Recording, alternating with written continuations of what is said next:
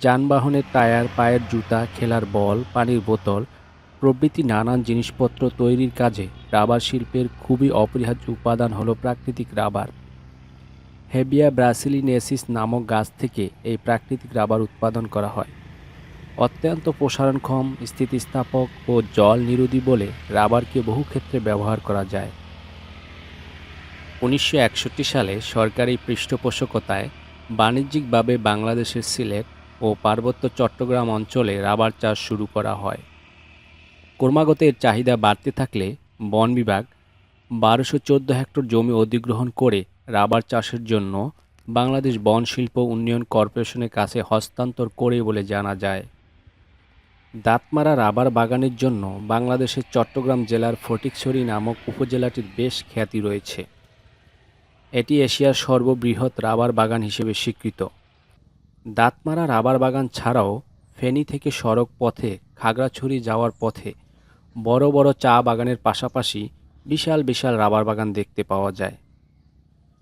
আপনারা এখন দেখতে পাচ্ছেন ফেনী খাগড়াছড়ি সড়ক পথের পাশে অবস্থিত রাবার বাগানের অসাধারণ দৃশ্য। এখানে দেখা যায় সারি সারি রাবার গাছ ও সাদা সোনা নামে খ্যাত রাবারের সাদা রস সংগ্রহের অসাধারণ দৃশ্য।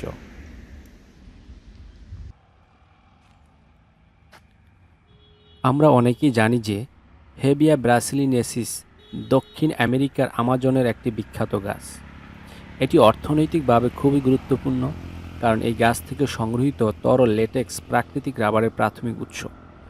রাবার চাষের নীতি অনুযায়ী প্রতি হেক্টরে প্রায় 550টি রাবার গাছ লাগানো হয়। একটি রাবার গাছ থেকে তার জীবদ্দশায় 60 থেকে প্রায় 150 কেজি রাবার উৎপাদন করা যায়। প্রাথমিকভাবে দক্ষিণ পূর্ব এশিয়া, পশ্চিম আফ্রিকা এবং দক্ষিণ আমেরিকার দেশগুলো প্রাকৃতিক রাবারের মূল উৎস বলে জানা যায়। মালয়েশিয়া ও ইন্দোনেশিয়া সর্বাধিক পরিমাণে প্রাকৃতিক রাবার উৎপাদনকারী দেশ।